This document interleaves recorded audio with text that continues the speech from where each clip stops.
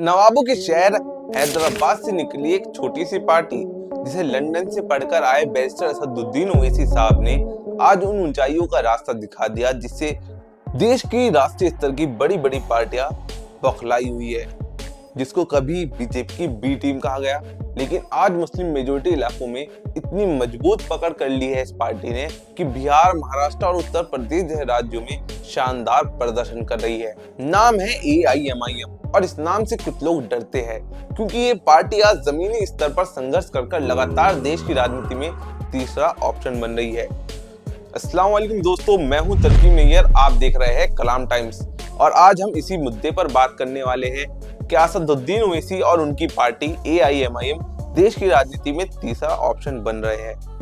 पहले चैनल को सब्सक्राइब कर लीजिए, वीडियो को लाइक कर दीजिए और वीडियो को ज्यादा शेयर कीजिएगा। AIMIM यानी ऑल इंडिया मजलिस-ए इत्तेहादुल मुस्लिमीन हैदराबाद से निकली ये पार्टी अब महाराष्ट्र, बिहार, उत्तर प्रदेश, तेलंगाना से तो ये आती है और कई राज्यों में खासकर से मुस्लिम समुदाय की आवाज बन रही है। इसके प्रमुख नेता है असदुद्दीन ओवैसी, जो लोकसभा में मुसलमानों, दलितों, पिछड़ों से जुड़े मुद्दे पर और देश हित पर अपनी बात खुलकर रखते हैं। दोस्तों, AIMIM कोई नई पार्टी नहीं, ये लगभग 99 साल पुरानी एक राजनीतिक पार्टी है। असदुद्दीन ओवैसी के दादा साहब ने इसको 1927 में बनाया था, जिसके बाद आंध्र प्रदेश की राजनीति में असदुद्दीन ओवैसी के वालिद सलाउद्दीन ओवैसी इसको आगे लेकर गए। लेकिन जब असदुद्दीन ओवैसी राजनीति में एंट्री करते हैं तो इस पार्टी ने नई ऊंचाइयों को छूना शुरू कर दिया। अब हम बात करते हैं इम्तियाज जलील की, जो कि महाराष्ट्र के प्रमुख है और AIMIM के बड़े नेता है, पूर्व सांसद है। इम्तियाज जलील वही जिसने औरंगाबाद से मुंबई गुस्ताखे रसूल के खिलाफ एक ऐसा काफिला निकाला था जिसने कट्टरपंथियों को सीधा संदेश दिया था। दोस्तों, आज जब बड़े दलों के बीच सियासत का खेल चल रहा है तो AIMIM छोटे छोटे इलेक्शन से बड़ा धमाल मचा रही है। जहां AIMIM के पास इम्तियाज जलील जैसे नेता है तो वहीं अकबरुद्दीन ओवैसी जैसे नेता भी है, जो अपनी बात खुलकर रखते हैं। बहुत से लोगों को उनका अंदाज पसंद नहीं है। वहीं एक बिहार से प्रदेश अध्यक्ष आते हैं अख्तरुल ईमान, जिन्होंने हाल ही में बिहार विधानसभा चुनावों में असदुद्दीन ओवैसी के साथ चलकर शानदार कामयाबी हासिल की है। ये पार्टी सिर्फ मुस्लिमों के मुद्दों तक सीमित नहीं है, बल्कि विकास, शिक्षा और स्थानीय समस्याओं पर फोकस कर रही है। और ये मैं नहीं बोलता, ये हालिया इलेक्शन के रिजल्ट्स के नंबर बोलते हैं। महाराष्ट्र लोकल बॉडी इलेक्शन 2025 में दिसंबर में ही AIMIM ने कमाल कर दिया। रिपोर्ट्स के मुताबिक 154 नगर सेवकों की सीट पर AIMIM ने चुनाव लड़कर 84 सीटों पर जीत हासिल की, जो कि 50% से भी ज्यादा विनिंग रेट रहा। एक मेयर पद भी हासिल किया। ये आंकड़े महाराष्ट्र के हिसाब से देखे जाए तो छोटे हैं, लेकिन AIMIM के लिए शानदार है।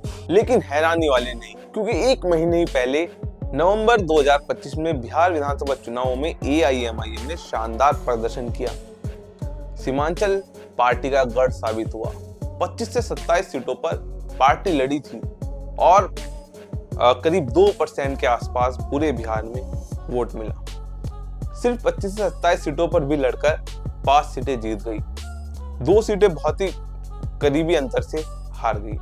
जीतने वाली सीटों में जोकीहाट, बहादुरगंज, कोचाधामन, अमोर और बेसी थी। ये वही सीटें हैं जो 2020 में भी AIMIM ने बिहार में जीती थी, लेकिन 4 विधायक RJD में चले गए थे। फिर भी AIMIM अपना वोट घटना तो छोड़िए, बल्कि जबरदस्त तरीके से बढ़ा रही है। विधानसभा चुनावों में AIMIM के परफॉर्मेंस लोकल स्टैंड दिखाता है किस तरह से AIMIM ने जमीनी स्तर पर अपनी जड़ें जमा ली है। और ये बिहार एक एग्जाम्पल है, क्योंकि जब भाजपा राजनीतिक दल बना तो उनके पास सिर्फ 3 सांसद थे। आज AIMIM के पास भी 1 है, बल्कि 2019 में 2 थे। AIMIM की स्ट्रेटेजी टारगेट है मुस्लिम बहुल इलाके, जैसे महाराष्ट्र का औरंगाबाद, मालेगांव, नांदेड़, बिहार का सीमांचल, किशनगंज, पूर्णिया, अररिया, जहां मुस्लिम पॉपुलेशन अच्छी खासी तादाद में है।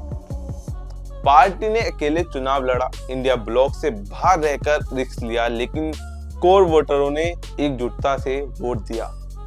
कैंपेन असदुद्दीन ओवैसी ने खुद डोर टू डोर किया, लोकल अलायंसेस किए, जैसे असपा से चंद्रशेखर आजाद भीम आर्मी वाले जो कि नगीना सांसद है उनकी पार्टी से। सोशल मीडिया पर ओवैसी के जबरदस्त भाषण वाले वीडियोस वायरल रहे। लोकल लीडर्स जैसे इम्तियाज जलील, अख्तरुल ईमान की रैलियों में एक साफ मैसेज गया। उन्होंने सीधा सीधा बात की मुसलमानों के हक की, सीमांचल के हक की, विकास की, भ्रष्टाचार के खिलाफ और दलितों के हक की।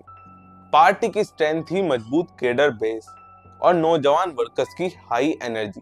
ये जीत का मंत्र एआईएमआईएम के लिए साबित हुआ।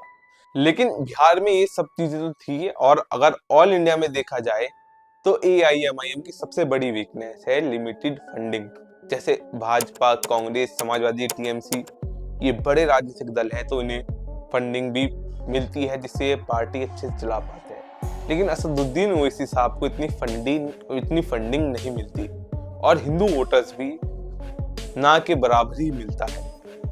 फिर भी मुस्लिम इलाकों में जिस तरह से डोमिनेंस बिहार के अंदर देखने को मिला खास तौर से, और उसके बाद अब महाराष्ट्र के लोकल चुनावों में देखने को मिला, वो दिखाता है कि असदुद्दीन ओवैसी का क्रेज नौजवानों के अंदर बढ़ता जा रहा है और मुस्लिम बहुल इलाकों में उनकी पकड़ मजबूत हो रही है। एआईएमआईएम बड़ा अलायंस बनाने में कमजोर है, यानी उन्हें चाहे बिहार का महागठबंधन हो या लोकसभा चुनाव में इंडिया गठबंधन हो, वो अपने साथ लेना नहीं चाहते। एआईएमआईएम का कहना है कि वो लोग मुस्लिम लीडरशिप को आगे नहीं बढ़ाना चाहते, वहीं उनका पार्टी का कहना है थोड़ा कट्टरता की तरफ एआईएमआईएम चलती है।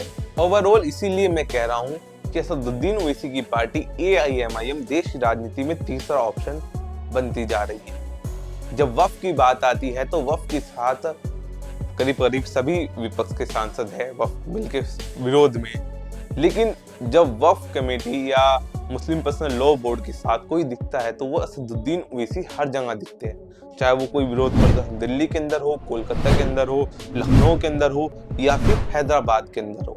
अब हाल ही में 2027 में उत्तर प्रदेश के चुनाव है, जिसके लिए एआईएमआईएम ने हुंकार भरी है और तैयारियां पूरी तेजी से है। उधर समाजवादी पार्टी भी मुस्लिम वोटर्स पर नजर बनाए हुए है।